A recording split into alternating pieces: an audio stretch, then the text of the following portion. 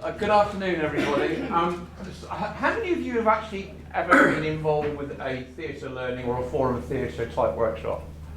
Right, I mean, it was interesting hearing what the three students were just saying, and I'm very flattered to hear that. As the resource that Theatrelearning was to, on behalf of this project, it was to stimulate discussion and to get people thinking and to get them to react. And I was interested in your observations. One of the things I say here, I mean, many of you will be aware of the things about the learning domains, about how people learn. And one of the interesting things is with theatre learning, whether you are a reflector who likes to merely sit there and reflect and absorb quietly what's going on, or whether you are an activist who likes to really get stuck in and actually ask the questions. And boy, there were some questions being asked, weren't there? And it was on that particular point, I was interested in your observation about, and I know that it's just been shared with me, some of the students were shocked by the reality and the use of language. But at the end of the day, we didn't pull any punches because it had to be real. We didn't sanitize it. And certainly in the first scenario that we did, which was where a Muslim girl who had a hijab was being verbally assaulted by a white male and was using a lot of swear words against her. And then subsequently, there was another male attendant who, and it's interesting what Sophie was just saying about the bystander. And that was one of the crucial things we wanted to pull out in that, was about people who stand by and do nothing.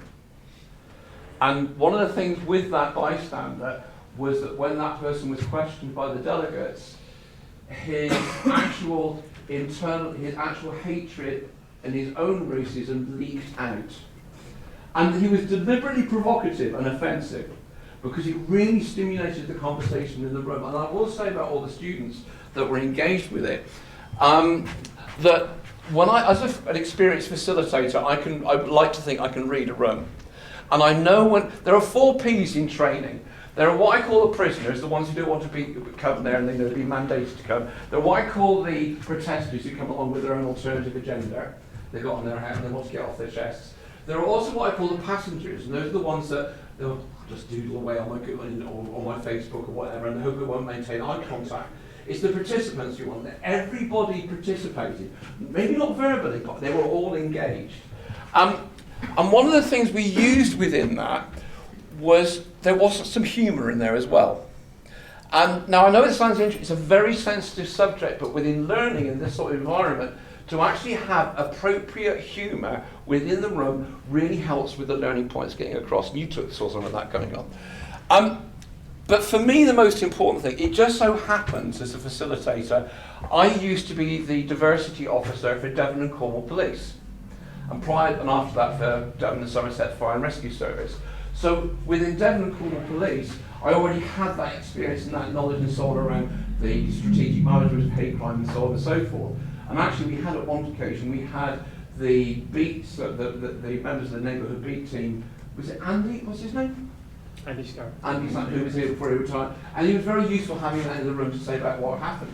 But what was particularly interesting, this for me is the most important thing, is what happened afterwards for yourselves. We were merely there as the resource to stimulate, and your comments for me were particularly apposite, so I really appreciate it. But for me, we're the resource to stimulate that to achieve what needs to be achieved on behalf of Bournemouth University. So thank you very much.